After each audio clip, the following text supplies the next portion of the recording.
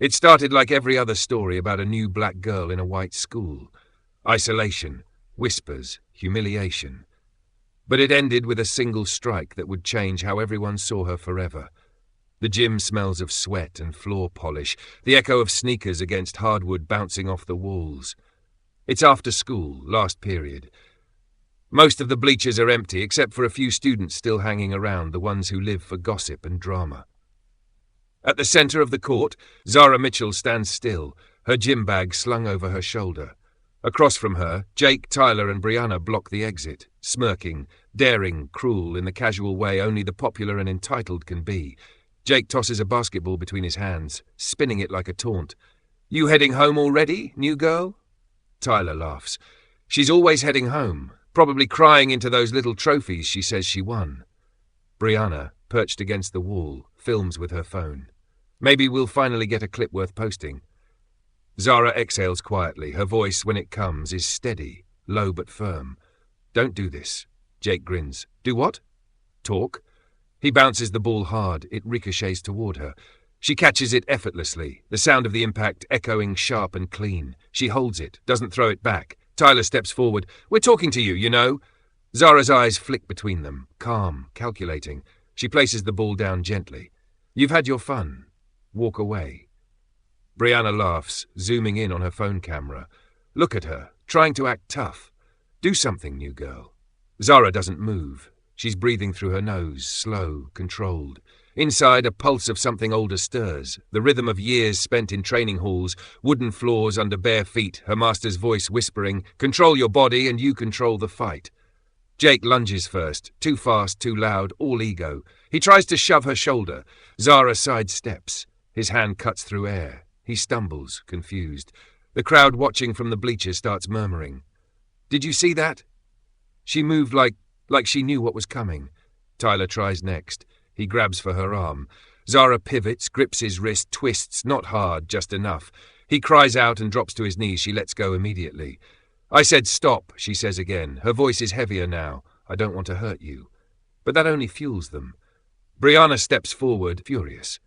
"You think you're better than us?" Zara's expression doesn't change. "No, I just think you should leave me alone." Brianna swings, an open-handed slap, wild, reckless. Zara catches her wrist midair. For a split second, their eyes lock. Brianna's burning with rage, Zara's steady and sad. Then Zara releases her. "Don't," she says softly, "please." Jake, humiliated, charges.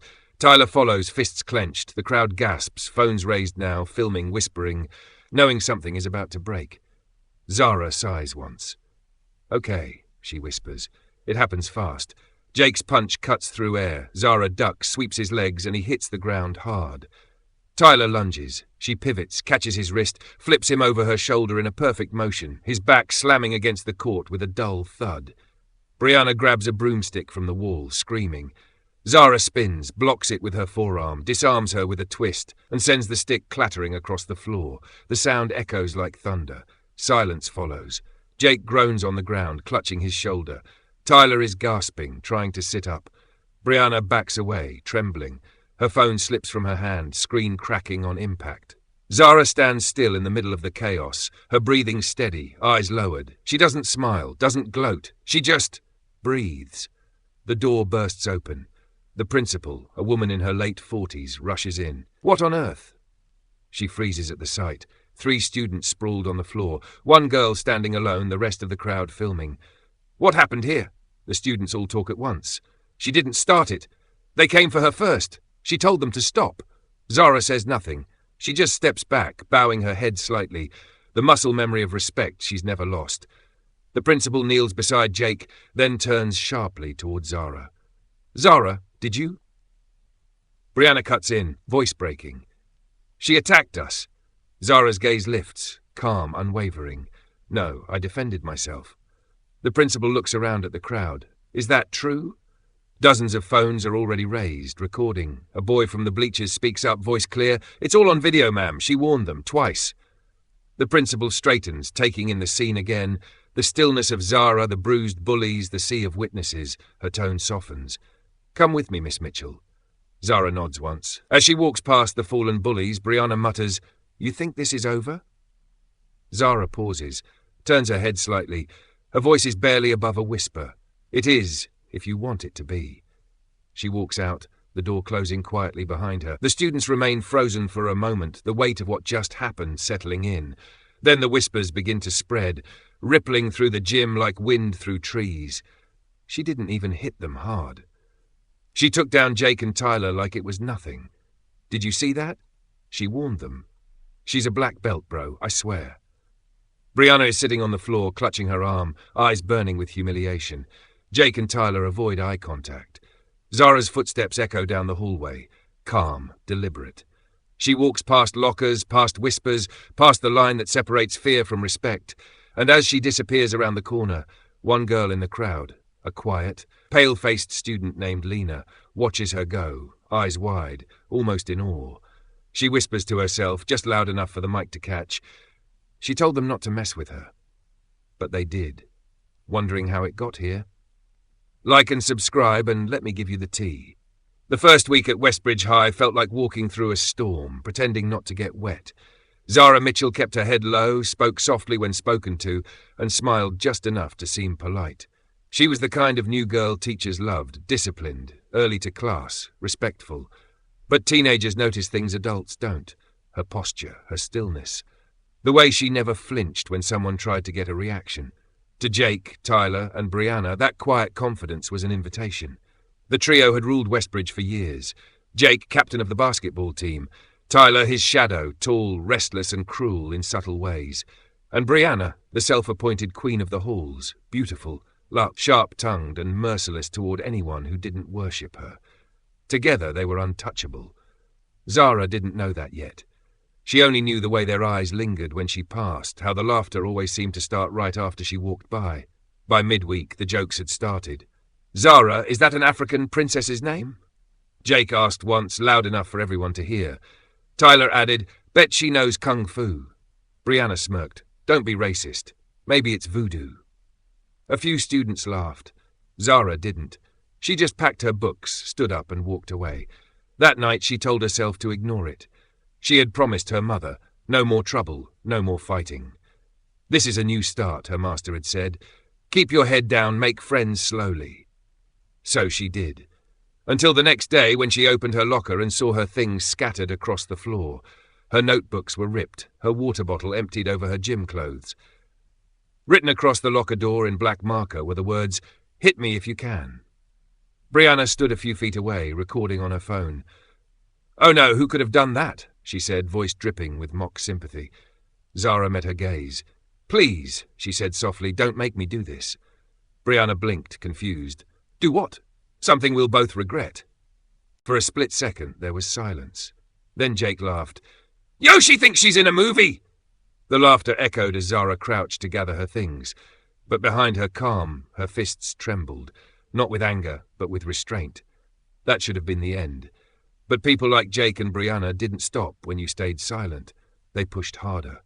So, when the gym class incident happened, when Jake's basketball slammed into the side of her head and Tyler grabbed her wrist in front of everyone, Zara's restraint finally broke. The rest, the entire school had seen. The principal's heels clicked against the gym floor like gunshots. "What on earth is going on here?" she shouted. Students scattered, but the phones stayed up. Jake tried to speak first, his lip bloodied. "She attacked us!"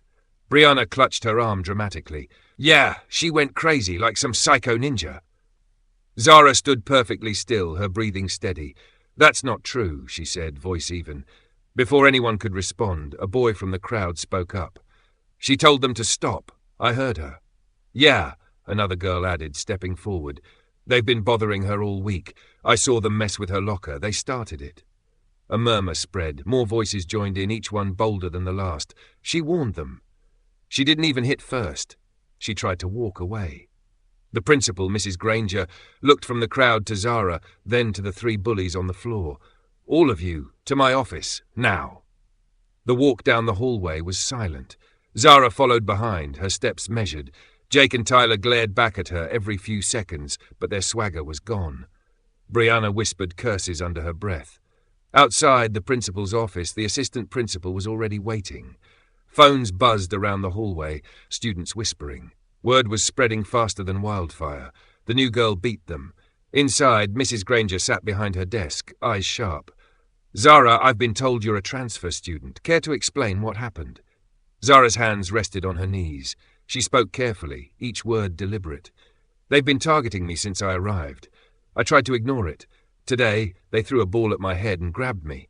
I reacted." Mrs. Granger frowned. "Reacted how?" Zara's voice softened. "I defended myself. I didn't want to hurt anyone." Brianna scoffed. "Defended yourself? You flipped us." "Enough," the principal snapped. "Jake? Tyler? Is that true?" Neither spoke. Jake stared at the floor. Tyler's jaw clenched. Mrs. Granger leaned back. "You three will serve detention pending investigation. If I see one more complaint, suspension will follow." Then she turned to Zara. "You're free to go for now, but we'll review the footage." "Footage," Brianna blurted out. The principal looked up. "Half the school recorded it. I've seen enough already." The trio froze. Zara stood, nodded politely, and left the office. By the time she stepped outside, the entire hallway was buzzing.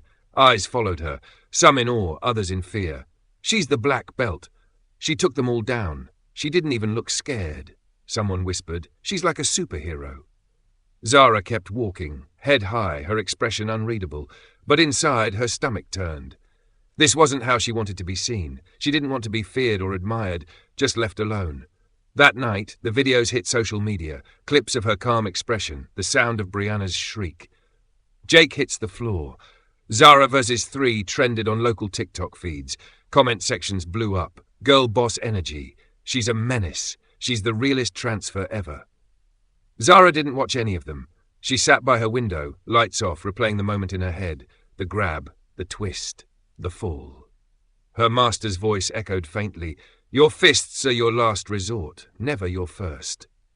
She had tried. She truly had. But maybe at Westbridge silence wasn't enough. Why is Zara feeling guilty for beating up her bullies? You will see that in a bit, but before we proceed, how about you like, comment and subscribe to this channel for more videos like this? Well, by lunch, the video of the fight spreads like wildfire. Everyone in school has seen it. The new black girl dropping 3 of the most popular students in less than 30 seconds. No one dares talk to Zara directly, but whispers follow her everywhere she goes. Did you see her moves? She's definitely trained. She could have killed them if she wanted to. What they don't know, what no one knows, is that Zara Mitchell has been fighting her whole life. Not just in gyms, not just on mats, but in silence, against memories that still sting like open wounds. While they are all cheering, Zara went down the memory lane.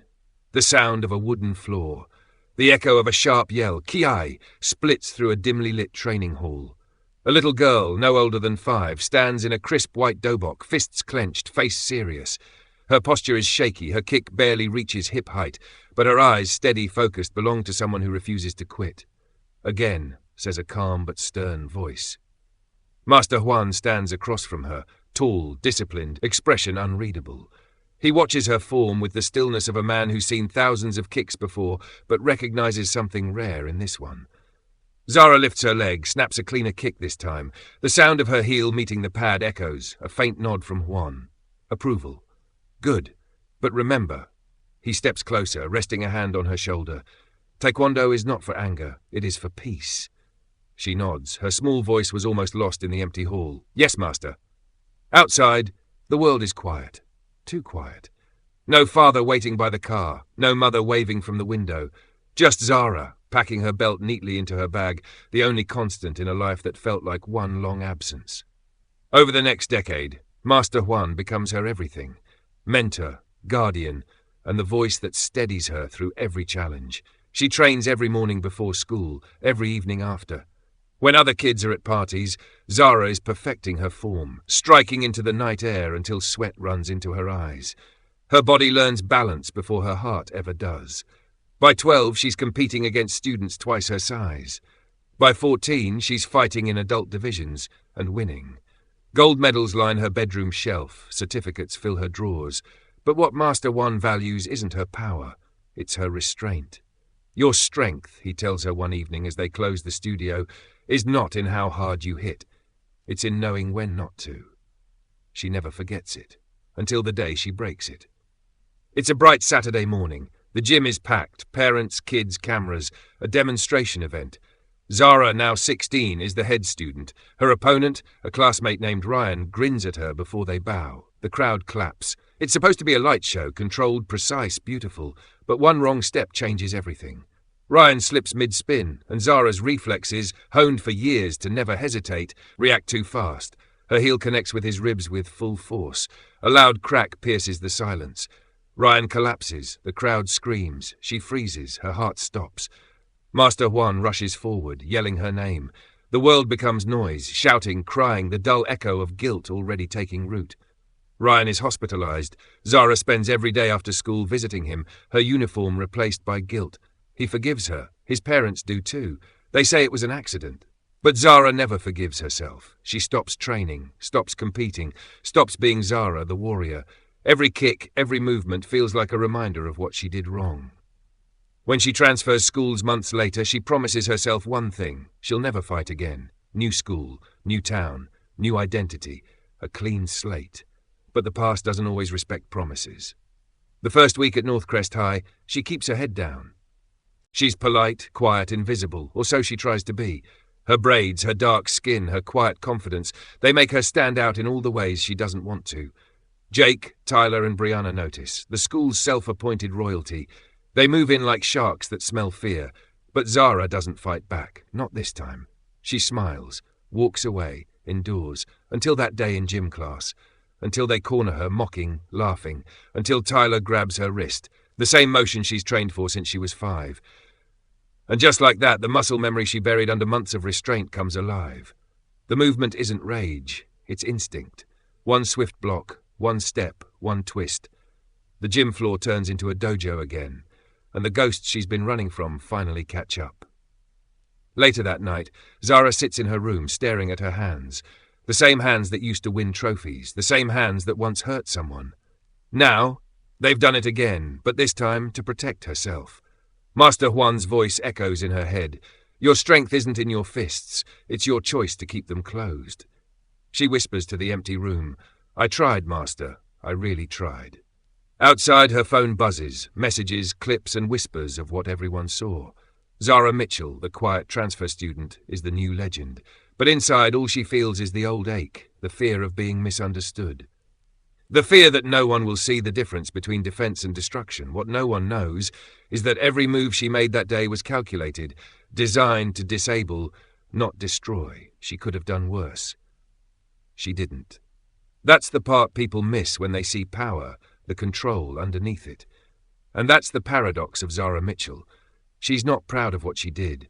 She's just relieved it's over, at least for now. Because deep down, she knows peace never lasts long, where power makes people uncomfortable, and soon someone will try to test her again. The fight changed everything. By the next morning, the video was everywhere, replayed, slowed down, analysed frame by frame. Students whispered in hallways, teachers exchanged uneasy glances, and every eye that turned toward Zara Mitchell carried a new kind of energy. Not mockery anymore. Curiosity, fear, respect. In the cafeteria, the once bulletproof trio, Jake, Tyler, and Brianna, sat isolated at a corner table. Their laughter was gone, their swagger stripped away. Everyone had seen the video.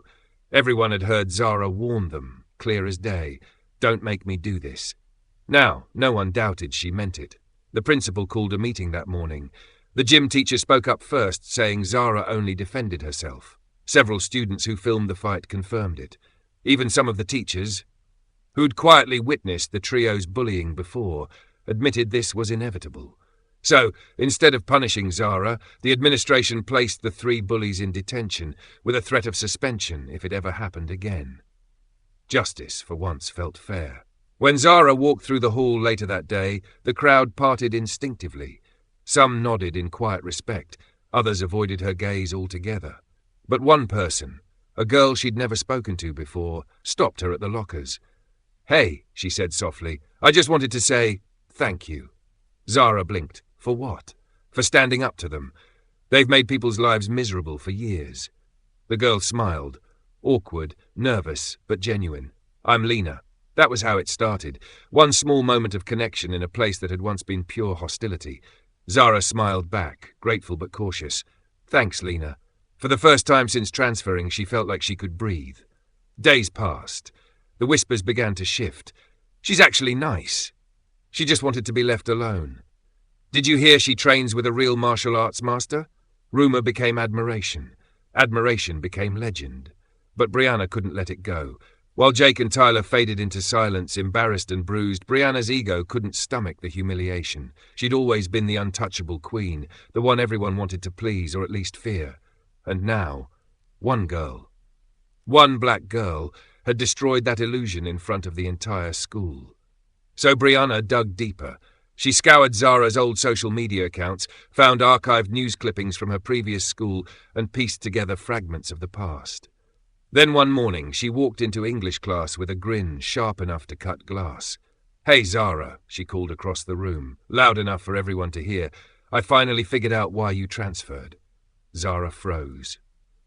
The class went silent. Even the teacher paused mid-note.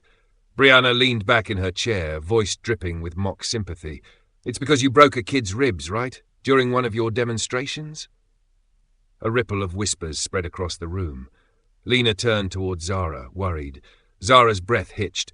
The memory stabbed her again, the sound of a crack, the scream, Master Juan's face pale with shock. Her voice trembled when she spoke. It was an accident. Brianna tilted her head. "Sure it was. It was," Zara said louder now. "He forgave me. His parents did too. But I never forgave myself." The room was still. The words hung heavy, stripped of any defense or pride. Then Brianna laughed, a cruel, sharp sound. "So maybe you are dangerous, huh? Maybe we were right to stay away." Something inside Zara twisted, but before she could answer, Lena stood up. Her chair screeched against the floor. "You're unbelievable," she said, eyes blazing. Brianna blinked, startled. "Excuse me? You heard me?" Lena's voice didn't shake. "Zara hurt someone by accident, and it broke her. You hurt people on purpose and laugh about it. She's dangerous because she knows what she's capable of. You're dangerous because you don't care who you hurt." Silence. Even the teacher said nothing. Brianna's confidence faltered, her smirk fading under the weight of the room's gaze. She looked small, almost fragile, stripped of the armor arrogance once gave her. Zara sat still, eyes glistening. Lena glanced at her, then said softly, "She's the safest person in this room, because people like her know what restraint means." That broke something open. The spell of fear, the myth of Zara the monster, it all dissolved right there. After class, Zara found Lena waiting for her outside. "Hey," Lena said quietly, "I hope I didn't make things worse." Zara shook her head, still stunned. "No, you made them real." They walked together down the hall, the start of a friendship that would soon grow into something like sisterhood.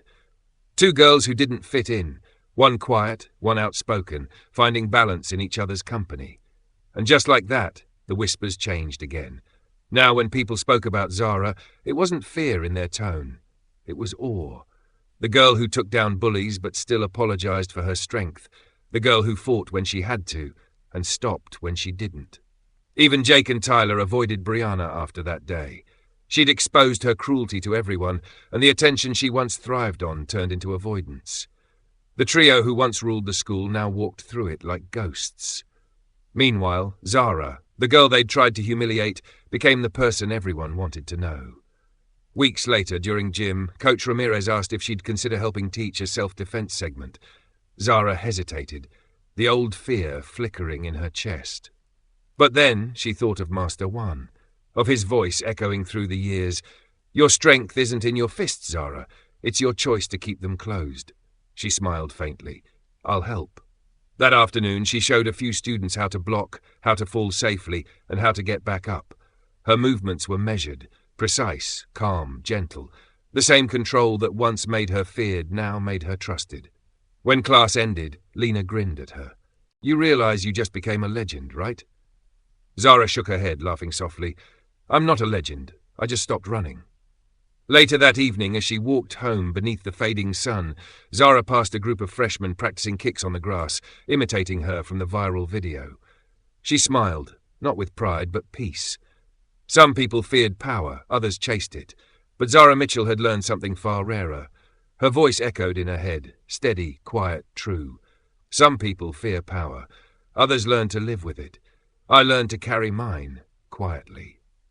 If you like this story, you will like more of it on our channel. Hit like and subscribe to watch more videos about black injustice and oppression on our channel.